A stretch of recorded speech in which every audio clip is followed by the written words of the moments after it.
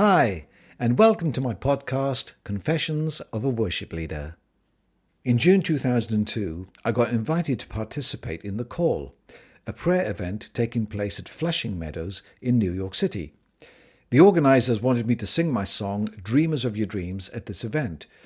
It was a long way to travel from the UK to sing one song, but I was happy to do so. On the day, there were around 80,000 people attending, and it was wonderful to be a part of such a large gathering. I'd forgotten that these 12-hour-long events involved not just prayer, but fasting.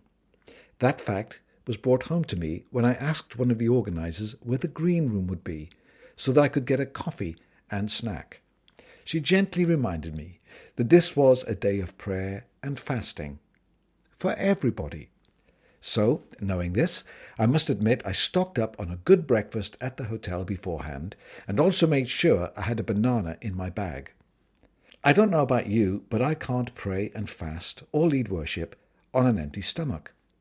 In truth, I am more of a prayer and feasting kind of guy. Now, as it happened, I actually ended up leading a few songs of worship in the time slot I was given, at the end of which there was an extended time of prayer for Israel.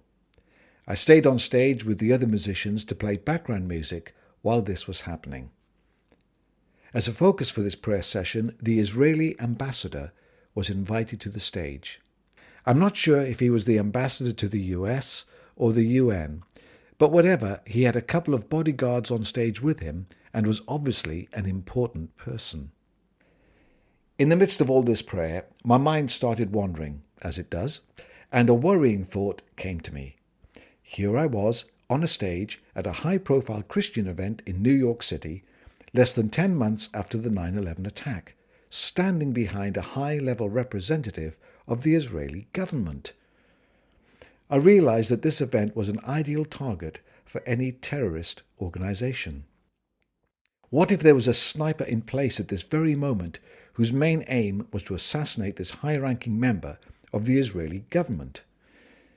Having read lots of novels and seen many films, I figured that a high-velocity sniper round could well pass through the ambassador's body and hit someone standing close behind him. That somebody happened to be me. I could end up with a hole in my guitar, or even worse, a hole in me. I imagined the headlines flashing round the world: Israeli ambassador and worship leader killed in terrorist attack in New York City.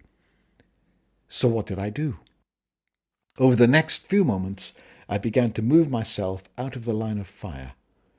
While 80,000 people and the leaders on stage prayed fervently for blessing over Israel, I sidled out of harm's way, while still managing to play my guitar softly in the background. A true professional. Thankfully, nobody noticed my gradual fading into the rear of the stage, and of course, my worst fears were not realized. Thanks so much for listening to my confession.